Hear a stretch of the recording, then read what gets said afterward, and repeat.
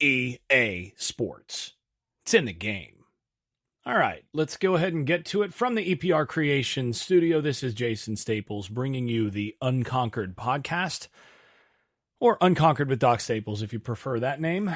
So, as always, this podcast brought to you by Luis Marquez of Momentum Realty in Jacksonville, Florida. Garage Makeovers, the #1 garage remodeling company in South Florida. EPR Creations, bringing you the best of internet marketing and website development for an affordable price. And Justin Galloway of Benchmark Mortgage, serving Florida, Alabama, Tennessee, and Kentucky. If you are buying real estate in Alabama, Tennessee, or Kentucky in particular, though I would also suggest it for those of you in Florida, give Justin a call at Benchmark Mortgage. Tell him you heard about him from the Unconquered podcast. All of that information is in the show notes. Okay, continuing our position previews. This podcast, we're going to look at the tight ends group and the quarterbacks together. There's just not enough content to, fill a whole space. So first, the tight ends group. So first of all, Kyle Morlock, senior, the transfer from way down low from lower division last year, played well on the whole last season, but maybe not at the level that was ideal.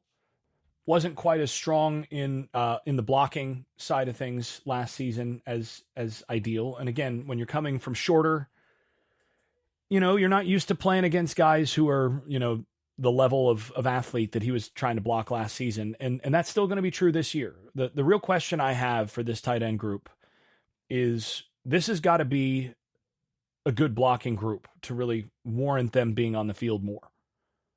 So the question is, how good are they going to be in terms of setting that edge as blockers? Because the value of having them out there depends on that. Now, I think Morlock has the size, the length to be a plus level blocker overall at that position, but he's got to step up the physicality compared to last year. I think as a pass catcher, as a receiver, he's a plus level tight end or H-back as a true tight end in terms of, he's not a hybrid player, not one of those guys that's going to run and hide, be a big play player, but he is a reliable player who can be a matchup problem for linebackers and safeties to cover. The thing is, though, if he is on the field, the thing that gives him value is if he can be a reliable blocker and set that edge. If he can set the table as a blocker, then all of a sudden your offense gets really versatile with those guys. If he's not, this goes back to Coach Bowden's old thing. Why would I throw it to that guy who runs a 4.8 when I can throw it to that guy who runs 4.4? Point holds. To me, the value of the tight ends, of the tight end position, basically boils down to how well they block. Because I think, again, Morlock will be a plus level receiver when he's on the field as a tight end. But would I rather have, say, 3 receivers and 2 backs on the field that I can move around and have Lawrence Toafili getting the football as a receiver, or Morlock getting the football as a receiver? Which one's more likely to change the scoreboard? Some of this is contingent on down and distance and other factors, but that's something to think about. Now, the folks inside the program think Morlock is ultimately going to play in the NFL. They have a higher value on him than just watching last season would give indication. And I think that's warranted, again, if you look at the set of physical traits he brings to the table. I just want to see more physicality this year. I think the rest of it is going to basically take care of itself. He's gotten better as a route runner. He's got naturally soft hands. He's a quality player in all those other areas. It's going to come down to blocking. Now, one guy who has shown that he can be a quality blocker at this position when he's healthy is Jackson West, who's your second tight end right now. If Jackson West can stay healthy this year, you got a tight end that in your blocking specific stuff, when you want to go 2 tights, when you want to have a guy that's out there really for that blocking role, you feel pretty good about him. So that's a plus. Question is, does he stay healthy? And I think there's every reason to expect him to do so this year. I mean, the kinds of stuff he's had in the past are not the sorts of things that, that just consistently recur because. So those are your two guys. Now, the interesting question is who then becomes the third guy behind him. You got Brian Courtney as a redshirt junior, or I think just a junior, actually. You got Brian Courtney as a junior. You got Jarrell Powers as a redshirt sophomore. You got Landon Thomas, highly regarded, looked good in the spring, but a freshman, right? An early enrollee freshman. You've got 17-year-old Amari Williams, who, there's been buzz about him in camp, but he's 17 and a freshman. And sort of like wide receiver, you really don't want freshmen to play at the tight end spot. The only time you want freshmen to play at the tight end spot is if you're talking about, again, your, Vernon Davis type absolute freak who just physically becomes a problem. But this is a position where, again, you're combining a lot of technical stuff. You're combining the need to run option routes and all sorts of things that you have to learn to do at a high level in terms of reacting and responding mentally. Not even physically. And then you also have to block 260-pound defensive ends and, 230-pound linebackers who are, high-level players. So it's the combination of gaining the necessary physicality and armor to be able to block and be physical on at the point of attack, and the responsibilities similar to the wide receiver position that make receiver a hard position to get on the field early. So to me, Morlock and West are kind of in their own tier. You expect both of those guys to play and play a decent amount. And then, you got the other four.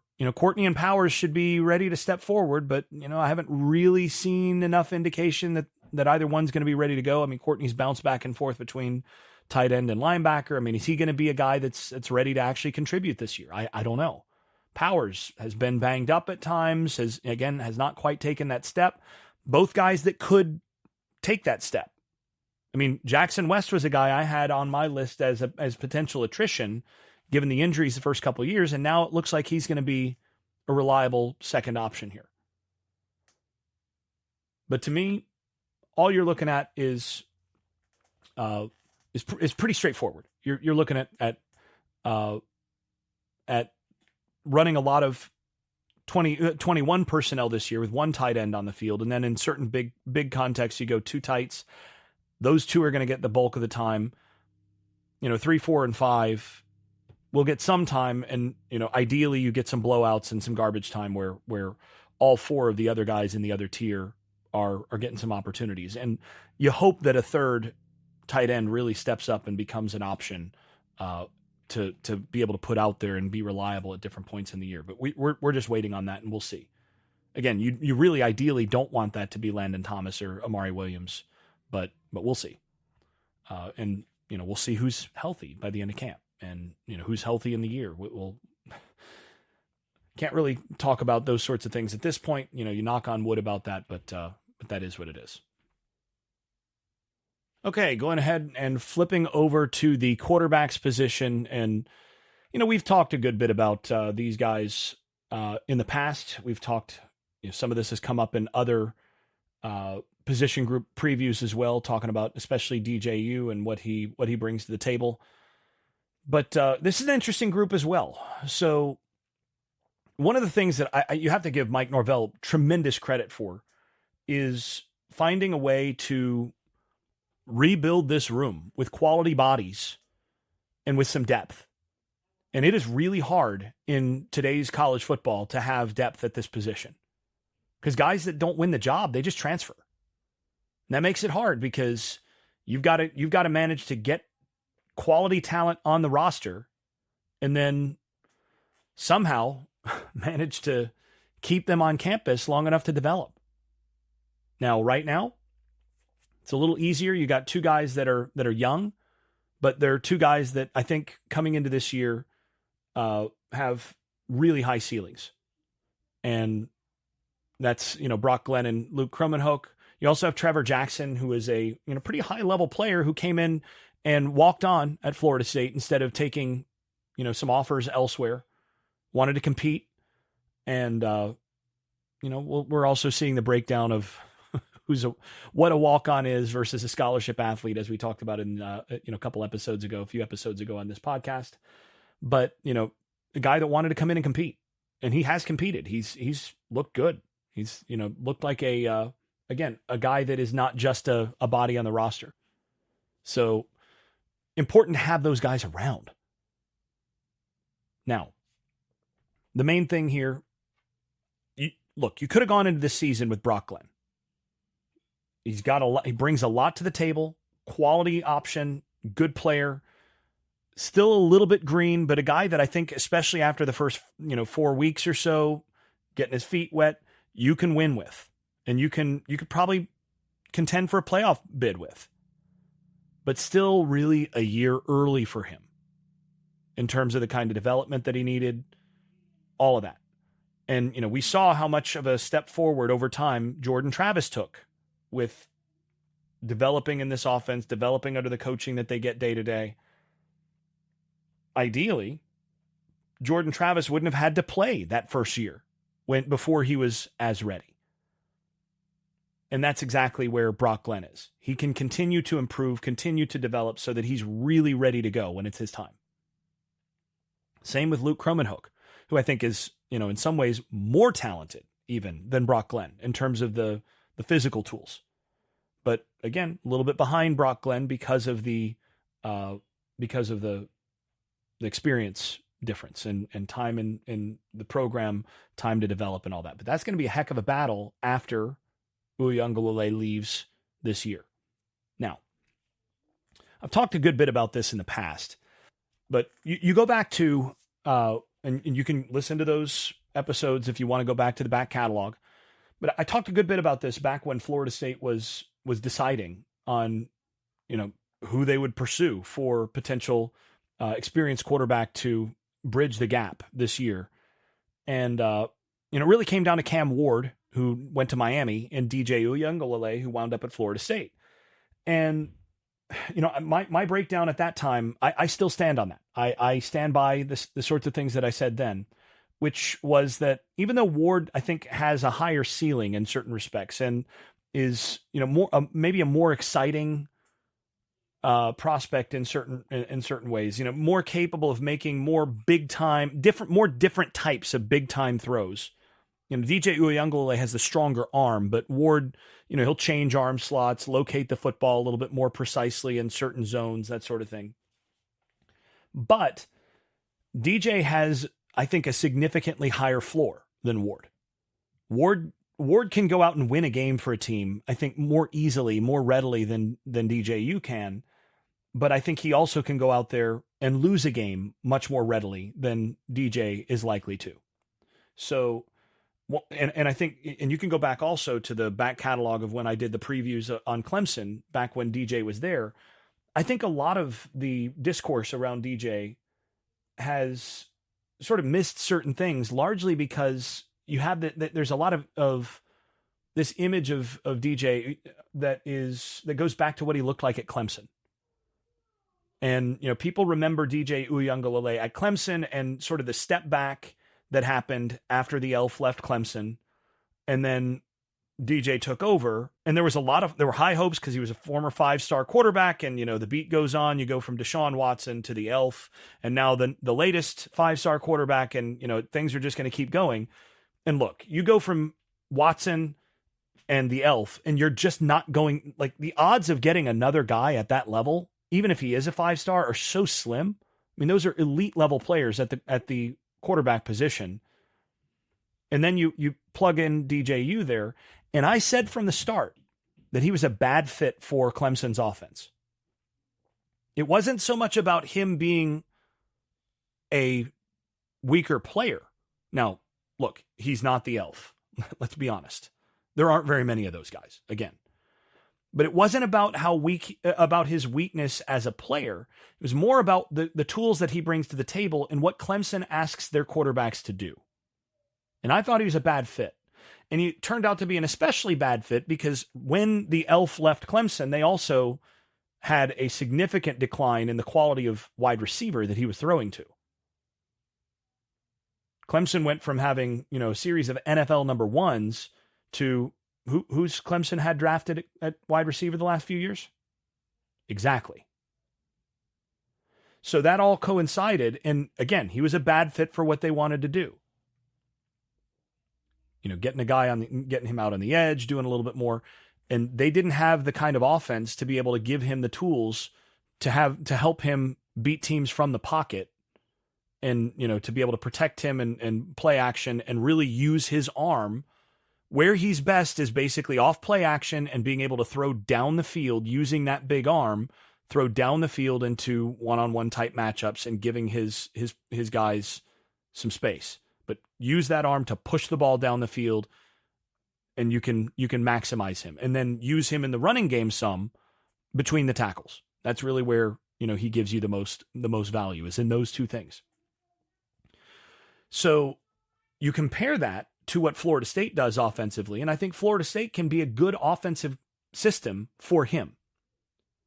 Partly because, again, I think one of the strengths that Mike Norvell brings to the table as an offensive mind is the ability to customize what he's asking his quarterback to do to be especially quarterback friendly.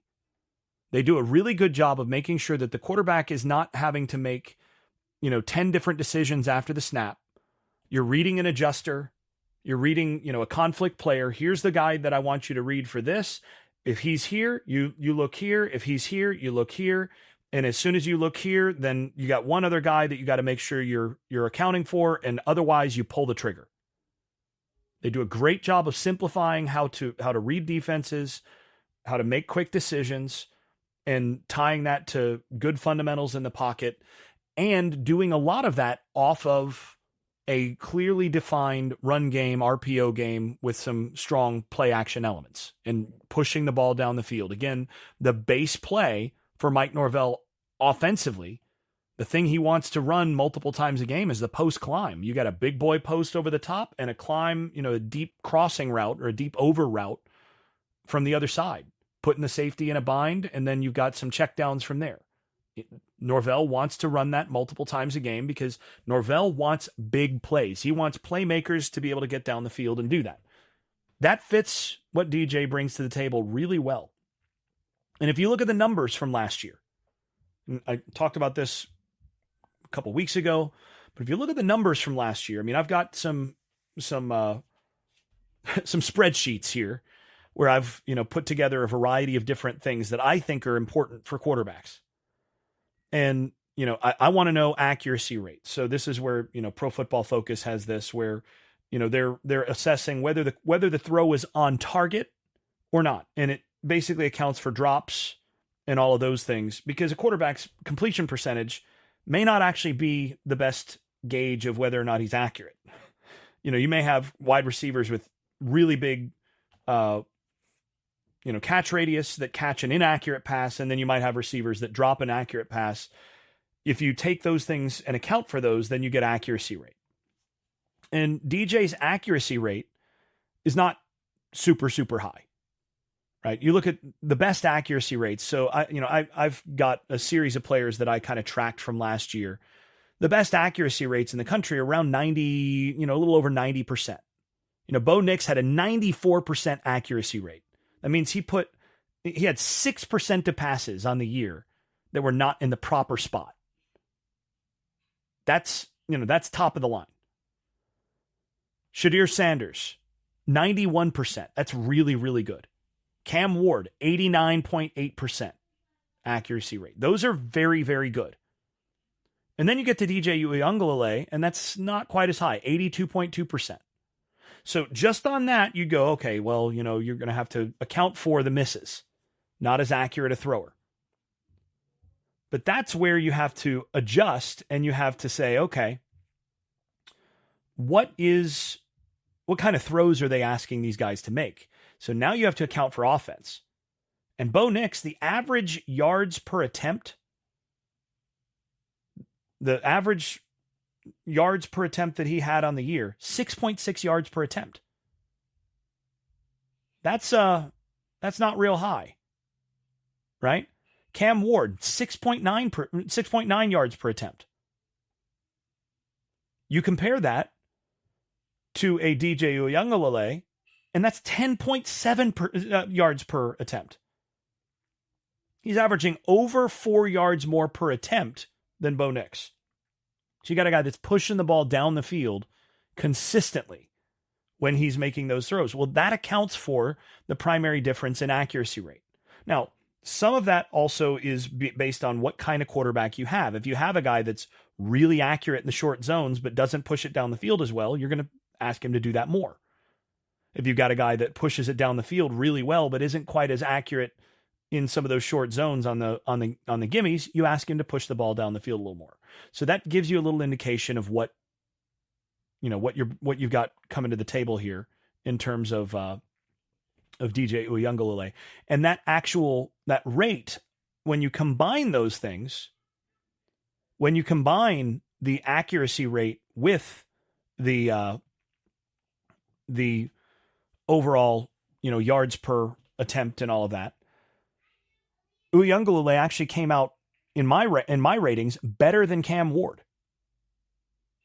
better than a guy like Bo Nix, better than a guy like Riley Leonard from Duke. Really interesting. Now, the guys he finished behind, pretty good. And by the way, here's another good indication. Michael Penix, closer to DJ Uiagalelei than Bo Nix in terms of accuracy rate. Michael Penix was 84.7, despite the elite receivers that he had. But his average yards per attempt, 9.9, almost 10 yards. But DJ Uiagalelei actually averaged almost another yard more per attempt than Penix did. That tells you how much they threw the football down the field. And so when you adjust for all that, DJ actually came out as more accurate when throwing down the field than someone like Cam Ward, than someone like Bo Nix, a little bit actually more accurate than Jordan Travis. I mean, actually in my numbers, significantly more accurate. Travis was 88% accuracy rate, 9.3 yards per attempt. When you combine those things and you put that together, the overall accuracy numbers, I think he's pretty comparable to Jordan Travis, but again, a little more capacity to locate down the field than Travis. I think Travis may be a little better true deep ball thrower in terms of bucket throws outside. That was something that Travis did better than most, but outstanding. Then the other thing, and this is where the floor really gets set, and that is the, basically turnover worthy type plays. And when you combine interceptions with fumbles, Cam Ward had 17 last year. Michael Penix had 10. Drake May had 12. Jalen Milroe had 19. Caleb Williams had 18. Jordan Travis had 6. DJ Uiagalelei had 8. You get, for guys that play a full season, you get below, say, 8, in the 8-7 range, that's pushing elite. That's a guy that's not turning the football over. And that's one of the things that DJ Uiagalelei does best, is he actually has been somebody who protects the football, doesn't fumble a bunch, which is really Ward's issue, is fumbles. Does not put the ball in danger very much. Actually, last year, if you do any of the sort of daily fantasy type stuff, your various pick games and all that with the prop bets and all that, one of the safer prop bets last year was DJ Uiagalelei interceptions over under 0.5. And that'll be an interesting play this year at Florida State, because again, the guy doesn't put the ball in danger very often. The biggest risk for him in terms of interceptions is a ball that goes through his receiver's hands and winds up in a defender's lap. But he doesn't put the ball in danger very often. And again, for this offense, that's a really good fit. That's a really good fit. The other thing that he brings to the table that is another good fit with what they're trying to do this year is the sack to pressure ratio that he brings to the table. So again, you look at this. This is one of those numbers that that matters.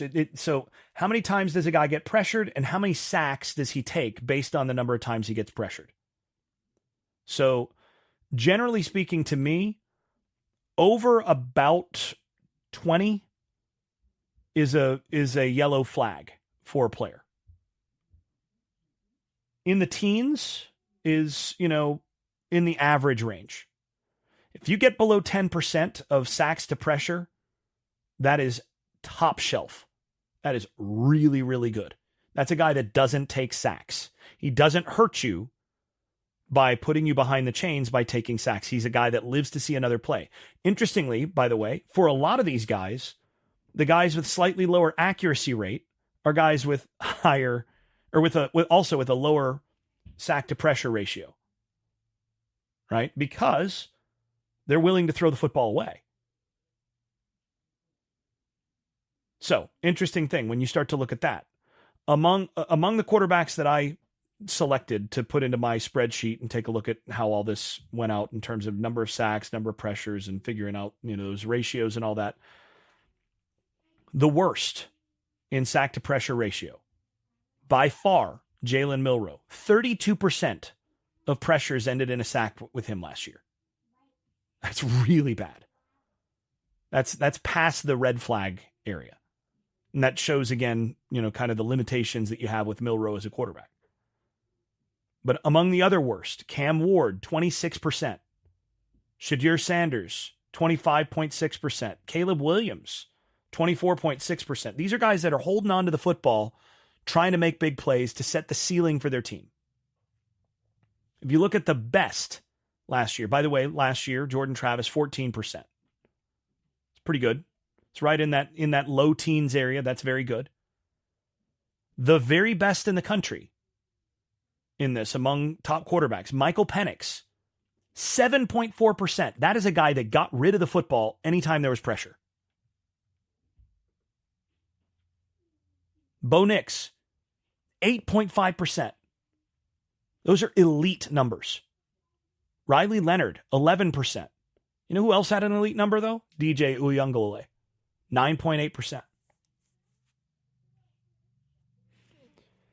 So what that tells you, you can kind of expect from Florida State this year, is in terms of the quarterback position, is a really good fit with what they want to do. This is an offense that Mike Norvell, the identity of this offense is going to be staying ahead of the chains, taking shots when you get the opportunity, but not putting yourself in a position where you're in a bad spot where you're behind the chains. So what do you need to do to avoid? It's an avoid negative plays offense this year.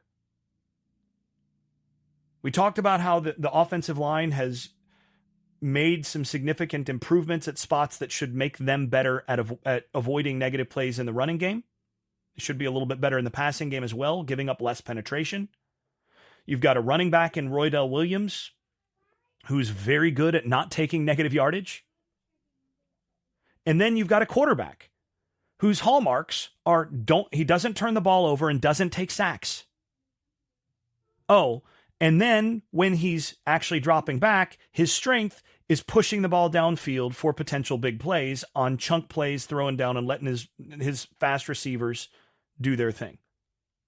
That's what this offense is. And if you were going to ask for a quarterback to really make this offense go, you want a guy who's not going to screw things up. A guy who's going to let this offense continue to play from the head of the chains, doesn't take sacks, doesn't turn the ball over. Well, that's what they got. That's DJ Uiagalelei in a nutshell. That's his career. And that's especially what he did last year at Oregon State, which was an offense that played into his strengths.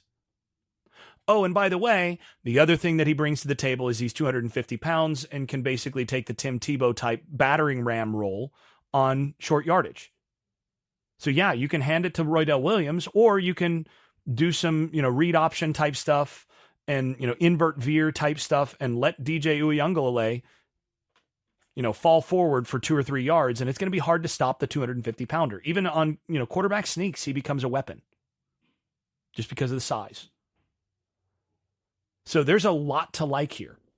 And I know, look, this is in no way a disrespectful. This is not disrespect towards Jordan Travis. Jordan Travis is one of the best quarterbacks in Florida State history, without qualification. One of the best football players in Florida State history. Here's a legitimate question for this year is whether or not DJ Uiagalelei is better or worse for this offense than Jordan Travis would have been. I think it's a legitimate question. Without the receivers that Travis had last year and the year before, without Johnny Wilson, without Keon Coleman, who are you taking, Jordan Travis or DJ Uiagalelei? I'm just telling you, and I know that some folks are going to not be real happy with me about this because, again, that Jordan Travis has earned his backers. But I think there's a real case to be made that with the current composition of this roster, you'd rather have DJ Uiagalelei than Jordan Travis. It's close. It's close. And again, Travis has proven more. So, going into the preseason, maybe you take Travis. But I'm just telling you, by the end of this season, folks might be saying, honestly, there wasn't a drop-off at quarterback. That was kind of surprising. Don't be surprised if that's the case. Some of that, again, has to do with the surrounding cast and what allows the fit for the offense to work. And with what they have and with the fit, again, I think DJ Uiagalelei can have a level of success in this offense and a level of efficiency in this offense that rivals anything that Jordan Travis would have done with this group of players. And again, you've also got a couple guys behind him that are quality players. So this is why I'm bullish on this Florida State offense this year. I think they're going to be better than people think. I think they will surprise a lot of people because it's going to be a different offense. It's going to be an offense that really just is predicated on fewer mistakes, no negative plays, and just keep grinding. And I think they've got the right guy for that. We'll see. Should be real fun. That'll do it for the offensive previews. Going to be back here in the next few days with the defensive previews releasing. Lots of fun. But until then, I'm Doc Staples. This has been Unconquered with Doc Staples. Thanks for listening. If you've been enjoying this podcast, please leave a 5-star rating over at Apple Podcasts and wherever else you listen to podcasts. Post and repost episodes on social media and tell a friend. And if you haven't left a review in a while, do it again. It really does help the visibility of the podcast. Before we go, I'd also like to thank my advertising partners once more. That's EPR Creations, Louis Marquez of Keller Williams Realty in Jacksonville, Florida, Shenandoah Real Estate in the Research Triangle of North Carolina, Garage Makeovers, the #1 garage remodeling company in South Florida, and Justin Galloway of Benchmark Mortgage, serving Florida, Alabama, Tennessee, and Kentucky. You can also stop by the Unconquered Shop at unconqueredpodcast.com, where you can buy stickers, pins, magnets, t-shirts, and other swag. And thanks also to all those supporters over at Patreon, where I post video analysis and field questions for the podcast.